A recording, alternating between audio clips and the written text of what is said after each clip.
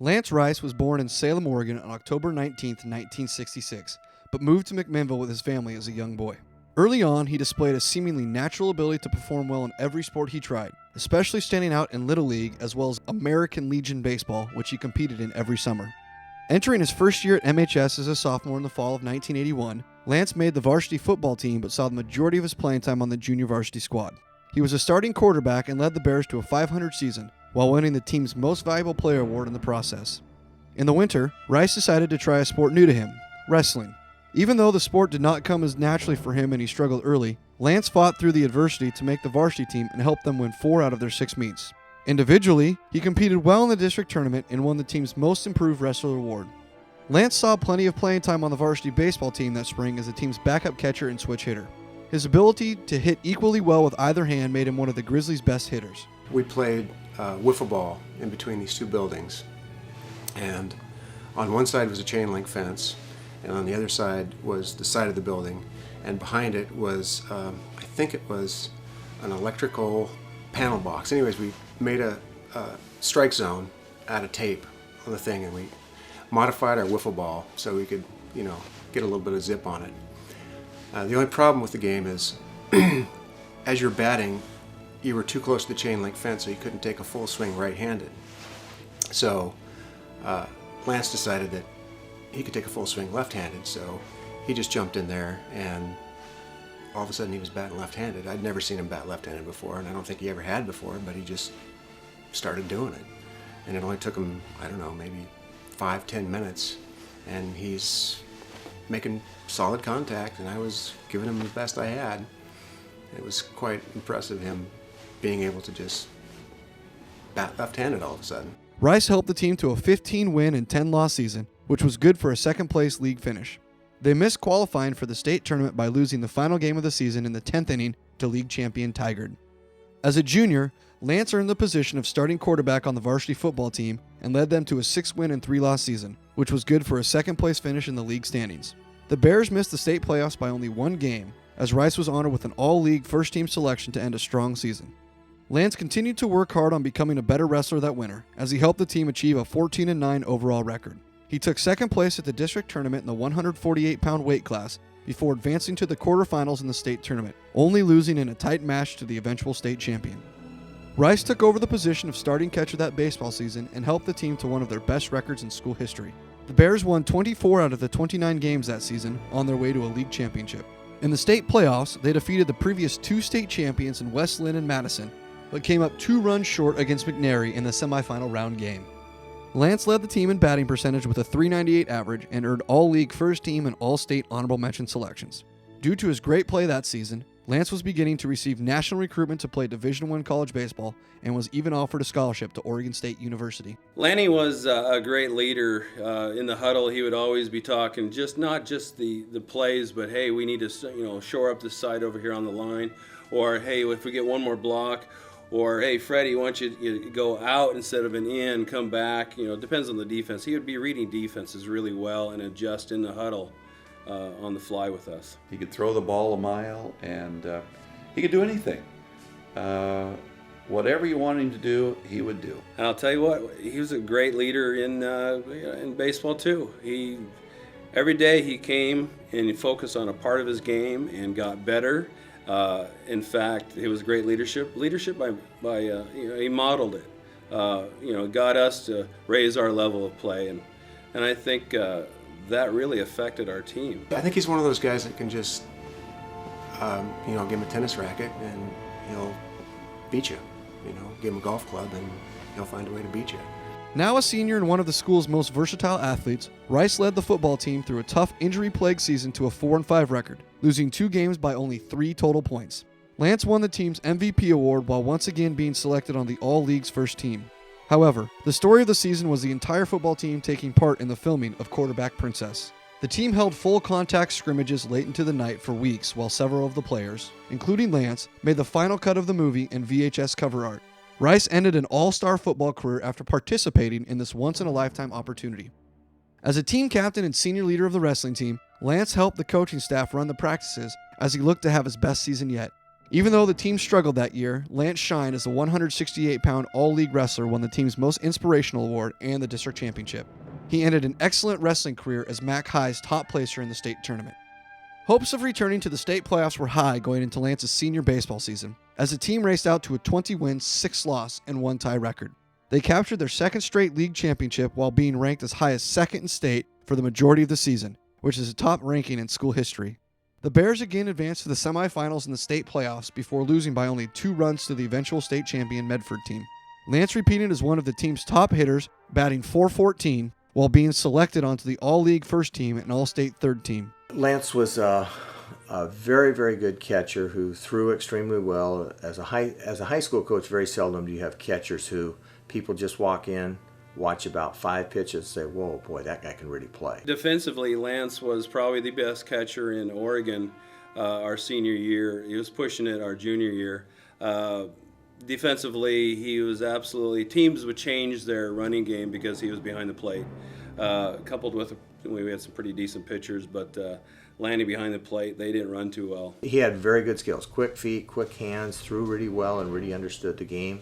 In addition, he was a very good hitter and quite honestly was a very good pitcher too when that situation arose. I think Lance's, probably his best asset was he was a fearsome competitor who always believed that he could get the job done, had good success against good players, and the better the competition was, it seemed as though the better Lance played. I think of all the kids that I've coached in 30 years in baseball, he had the quickest release as a catcher of anybody. And we've had a fair amount of good catchers. Quick hands, quick feet, quick release, and a quick bat. And on top of that, he ended up being just a wonderful, great kid, to work with. They would get a pretty good jump, but his footwork and arm speed got it over to second base pretty quick, and not a whole lot of guys stole on Lanny. If a guy got on base, first base, by whatever means, and he tried to steal, we had a good chance of getting him out. He was that good. He called a great game, very good defensive, as I said before, was a quick feet and a quick arm. And at that position was the best that I've coached in my 30 years at the high school level in Midville High School. So it was an honor and a pleasure to coach him. And just a great guy all the way around. Just a very, very, very nice guy. After graduating from MHS and leading his American Legion baseball team in hitting that summer with a .490 percentage, Lance Rice accepted a full athletic scholarship to play baseball for Oregon State University while studying business. During his freshman season in 1985, Lance saw partial playing time as a backup catcher and designated hitter, while getting on base 15 times in 20 games. He had only 1 error and 100 chances as catcher. Rice worked hard on growing his skills in multiple areas with head coach Jack Riley and his staff, filling in at pitcher and in the outfield in practices. This is when Lance perfected his ability to switch hit, which improved his prospects for the future in the eyes of the coaches. The Beavers won 34 and lost 17 that season, while on their way to a Northern Division Tournament championship and making an appearance in the NCAA Regional Tournament. Lance continued to improve in his sophomore season, appearing in 31 games, more than doubling his attempts as a catcher.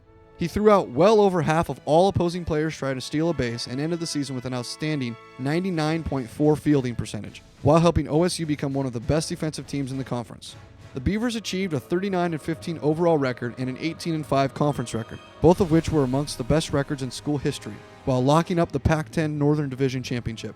They went 2 up and 2 down in the NCAA Regional Tournament, with Lance starting at catcher for one of those wins. Rice began to truly come into his own in his junior year by starting 34 of the 46 games and throwing out 59% of the opponent's steals attempts. He only struck out 11 times in 144 at-bats and once hit 2 home runs, one with each hand to go along with 4 RBIs in the same game. His extreme versatility became even more evident when he filled in as a relief pitcher for 15 games, tallying up 32 strikeouts and only 1 loss. Rice propelled the team to a 31-15 overall record, including a Best of the West tournament championship. His great play earned him the honor of being the first catcher in school history to receive OSU's Golden Glove Award with a 98.8 fielding percentage. After a stellar junior year, the eyes of several major league scouts were on Rice as he looked to finish off his collegiate career strong. As the senior leader, Lance started all 49 games at catcher for the Beavers, while leading the team in RBIs, runs, hits, and fielding percentage with 98%. He filled in at pitcher 6 times, only losing once and striking out 16 batters, and led Oregon State to a 30-19 record, including a 3rd-place finish in the Pac-10 tournament. Rice capped off his best season yet by being selected onto the All-Conference First Team, as well as winning the team's MVP award and the Pac-10 Conference Catcher of the Year award. He finished his career with 47 RBIs, which at the time was the 6th most in school history, and Lance is still a part of 4 OSU team records today. In June of 1988, Lance Rice lived a childhood dream when he was drafted into the major leagues by the Los Angeles Dodgers with a 374th overall pick out of almost 1,500 draftees. He would spend the next 5 seasons with the organization, developing his skills in the minor leagues while accepting a backup role to all-star big league catcher Mike Piazza. Lance worked hard on his game and patiently waited for his chance to be called up to the majors, while each year he was one of the team's leaders in RBIs and fielding percentage as the first-string catcher. In 1993, Rice signed with the Montreal Expos minor league team as a free agent and helped the team to 100 wins out of 140 games and a league championship. 2 years later, Lance signed with the Detroit Tigers minor league team, but was thinking about trying his luck with coaching. The following season, he signed with the minor league club for the Baltimore Orioles as a player-coach. In 1996, at the age of 30, Lance Rice decided to retire from the sport of baseball, a sport in which he won at every level. From Little League to the minor leagues, Lance Rice only had one losing season in his entire career. He now lives in Virginia with his wife and 2 kids while being in the business of corporate real estate and startup companies. He stays close to athletics by competing in statewide golf tournaments and coaching youth sports. And I would tell you, with my experiences as you know, having different catchers handle me as a pitcher, he was as good as it got. Did he possess necessarily every attribute that someone might want to see at the major league level? I don't know, but I know some people who have gone to the big leagues, they can't catch. I mean, that used to always be the litmus test, or the comparability of, okay, how does that compare to what I had as a catcher in college? Not close. Yeah, it's like looking at Mike Piazza. I mean, Mike Piazza, didn't start out as a catcher and kind of came in, and that kind of interrupted Lance's direct path to the major leagues. And obviously Mike Piazza had a great career of swinging the bat, but he was never a good catcher. And you sometimes wonder, whether or not that guy that came up and hit with a little bit more power, but maybe didn't handle the pitchers quite as well as he could, or maybe didn't have as high as a throw-out percent. Which one of those ultimately have a bigger impact on the game?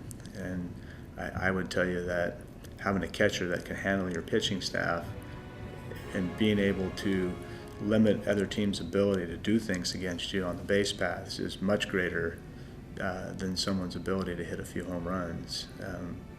So that, unfortunately, I don't get to make that decision. Had Lance been in the right place at the right time with the right person that gave him a break, he could have had a 10-year career in the major leagues. There were many, many players who played 10 years in the major leagues that weren't as good as Lance Rice was. He happened to be with the Dodgers. They were winning World Series at that time, and they had Mike Scioscia catching. But I've had guys in their organization tell me that there was no question that if they'd had Lance catching, they would have had the same type of success that they had without him.